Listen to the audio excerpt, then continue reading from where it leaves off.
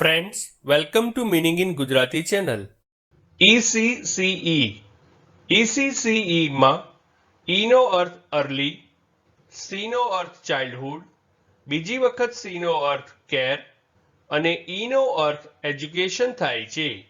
આમ ECCE નું full form early childhood care and education થાય છે.